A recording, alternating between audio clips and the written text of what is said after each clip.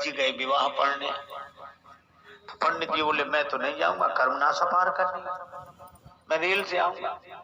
अब रेल से आने में घूम कर आवे तो 2-2.5 घंटे अधिक लगे, और ये नदी पार करती दूसरे गांव में जाना था। समाधान न मिले तो एक पहलवान था युवक, उसने कहा पंडित जी हम आपका धर्म नष्ट नहीं होने थे, आप हमारे कंधे पे बैठना।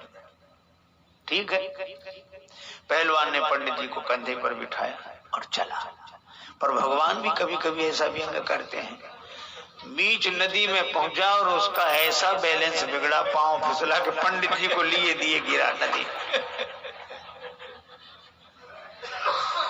अब तो पंडित जी बड़े क्रोध में कांपे, मेरा धर्म नष्ट हो गया और काशी का वास इतने दिन किया और कर्मनाशा में तूने सारे पुण्य नष्ट करा दिया। सब लोग हाथ जोड़े और वो बहुत नाराज। एक सज्जन ने कहा कि पंडित जी पुण्य नष्ट अब नहीं हुए, पुण्य नष्ट तो तभी हो गए थे जब आप इसके कंधे पर बैठे।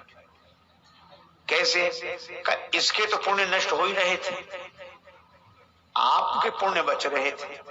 तो जो दूसरे के पुण्य नष्ट करके अपने पुण्य बचाना चाहे उसके तो पुण्य नष्ट हो ही गए। पंडित जी थोड़ा शांत हुए, लेकिन एक आदमी ने बड़ी अच्छी बात कही कि कर्मनाशा अपवित्र है।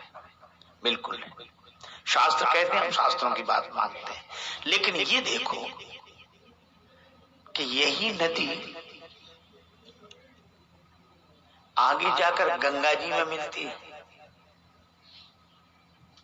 मैंने देखा कर्मनाशा गंगा जी में जाकर मिल जाती है, और कर्मनाशा में कोई पांव नहीं रखता धर्म की दृष्टि से, शास्त्र की दृष्टि से, लेकिन कर्मनाशा गंगा जी में मिल जाती है तो गंगा स्नान कौन बंद कर देगा?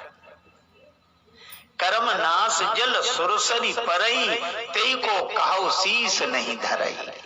कर्मनाशा का जल गंगा जी में गिर जाए तो कौन शिरोधार्य नहीं करेगा? बस यही है, जब तक वो कर्मनाशा है तब तक शास्त्रों का नियम उसके लिए है, और जैसे ही वो गंगा जी में मिल जाती है वैसे ही शास्त्रों का नियम उसके लिए नहीं है।